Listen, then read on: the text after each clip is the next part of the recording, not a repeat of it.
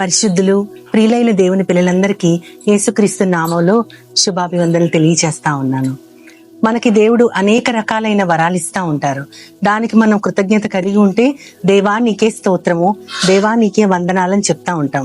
మనం ఏం వరం పొందాము అనేది మనం ఆలోచిస్తే గనక మనకున్న రూపము, మనకున్న చదువు, మనకున్న పొజిషన్, మన తల్లిదండ్రులు, మన భాగస్వామి, మనకున్న సమస్తం, మన జీవితం, మనం చేసేటటువంటి జీవనోపాధి విధానం అన్ని కూడా దేవుని వరాలే. కానీ అన్నిట్లో కల్లా దేవుడు మనం వర్ణించలేని, మనం అసలు ఎవ్వరికి చెప్పడానికి వీలు లేని ఒక పరిధి లేని ఒక వరాన్ని దేవుడిచ్చాడు. అది మీరందరూ చాలా సార్లు దైవ గ్రంథాన్ని చదివే ఉంటారు.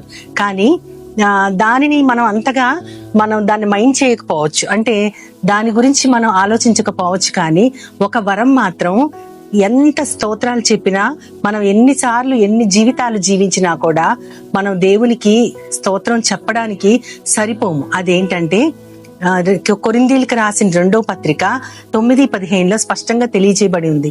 అదేంటంటే చెప్పశక్యము కాని దేవుని వరమును గూర్చి ఆయనకే స్తోత్రము అని.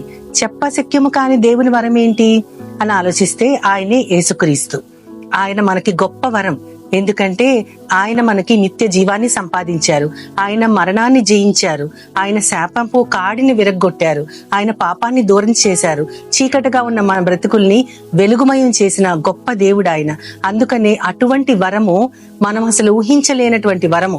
ఎందుకంటే మన జీవితాల్లో మనం ఎప్పుడు కూడా బాధలతో, వేదనలతో కృంగిపోయే జీవితంలో ఒక వెలుగు రేఖ ఆయన. అటువంటి వెలుగుని మనలో నింపుకొని ఉంటాము గాని మనం మన జీవితం ద్వారా ఇతరులకి చూపించగలం. కానీ దానిని గురించి ఎవ్వరికి చెప్పుకోశక్యము కానీ వరం అది. అంత గొప్ప వరమును గురించి దేవునికే స్తోత్రము. నిజముగా ఆ వరాన్ని గనక మనం మనసులో ఉంచుకుంటే మనకున్న వరాలు, అంటే మన జీవితం గాని, మన చదువులు గాని, మనకున్న స్టేటస్ కానీ, పొజిషన్ గాని, అవన్నీ చాలా చాలా స్వల్పము. యేసుక్రీస్తు వారు మాత్రమే మనకు ఒక గొప్ప వరము. అదే పౌలు గారు కొరింథీయులకు రాసిన 1వ పత్రికలో ఆయన 15:57 మాట్లాడుతూ యేసుక్రీస్తు ద్వారా జయం అనుగ్రహించిన దేవునికి స్తోత్రం అంటారు. మొట్టమొదట మనం చెప్పుకున్నట్లు మనకున్న వరాలన్నిట్లో దేవునికి మన స్తోత్రం చెప్పుకుంటా ఉంటాం, అంటే వందనాలు, థ్యాంక్స్ గివింగ్ అనమాట. అలాగే నాకు జయం అనుగ్రహించిన దేవునికి స్తోత్రము, ఎందుకంటే ఆ జయం కూడా నా వల్ల రాలేదు కానీ యేసుక్రీస్తు వారి వల్లే ఆ జయం వచ్చిందని చెప్పారు. అలాగే ఇంకొక చోట 2:14 కొరింథీయులకు రాసిన 2వ పత్రిక 2:14 ఎల్లప్పుడూ మేమెళ్ళు ప్రతి చోట కూడా, ప్రతి స్థలములో కూడా క్రీస్తును గూర్చిన జ్ఞానము యొక్క సువాసన, క్రీస్తును గూర్చిన జ్ఞానము యొక్క సువాసన కనపరచుచున్న, మా ద్వారా కనపరచుచున్న దేవునికి స్తోత్రాలని చెప్తారు. అంటే క్రీస్తును గూర్చిన జ్ఞానము, దాని యొక్క సువాసన. క్రీస్తును గూర్చిన జ్ఞానం యొక్క సువాసన అంటే అది అర్థం చేసుకోవడానికి ఎంతో జ్ఞానం కావాలి మనకి. అంటే మనం ఏం మాట్లాడుతున్నా సరే మన దగ్గర నుంచి వచ్చే ఆ పరిమళము దేవునికి సంబంధించిన, జ్ఞానానికి సంబంధించిందై ఉండాలి. అటువంటి సువాసన మా ద్వారా కనపరిచిన ఆ దేవునికి స్తోత్రాలు అని ఆయన అంటారు.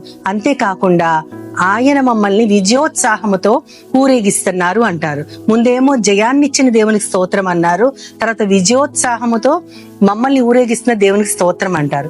కానీ వీటన్నిటికంటే కూడా అటువంటి జయాల్ని, విజయోత్సవాల్ని మనకి ఇచ్చిన యేసుక్రీస్తు వారే మనకు ఒక గొప్ప వరం. అట్టి వరాన్ని కలిగి ఉన్న మనము ధన్యులము. ఆ వరము యొక్క విశిష్టత, దాని యొక్క శ్రేష్టత, దాని యొక్క గొప్ప మహాత్మ్యము మనం గుర్తించి మన జీవితాల్లో దేవుని కలిగి, యేసుక్రీస్తు వారిని కలిగి ఉండటమే ఒక గొప్ప వరంగా మనం భావిస్తూ, దాన్ని మనం ఇతరులకు కూడా ఒక గొప్ప వరాన్ని బహుకరించే వారంగా మన జీవితాల్లో ఉండగలిగితే అంతకంటే ధన్యత మన జీవితానికి ఉండదు. తలలు వంచితే చిన్న ప్రార్థన చేసుకున్నాం. ప్రేమగల నా ప్రభువా, నాయనా, ఒక గొప్ప సత్యాన్ని మీరు ఈ వేళ ప్రభువా నా ద్వారా చెప్పించగలిగారు ప్రభువా. నాయన, చెప్పశక్యము కాని ఆ వరమును గురించి దేవునికే స్తోత్రము. అదే ప్రభు అయిన యేసుక్రీస్తు వారు. ఆయన జయించిన ప్రతిదీ ఆ జయము మాదిగా మేము భావిస్తా ఉన్నాం తండ్రి. జయాన్ని ఇవ్వటమే కాదు, విజయోత్సవంతో ఊరేగించటం మాత్రమే కాదు, కానీ మీరన్నిటిని జయించి కేవలము మేము జయము పొందాము అన్నటువంటి ఆ ట్యాగ్ లైన్ మాత్రమే మాకు ఇచ్చారు. చేసిందంతా మీరే ప్రవ్వా, కానీ పొందిందంతా మేమే.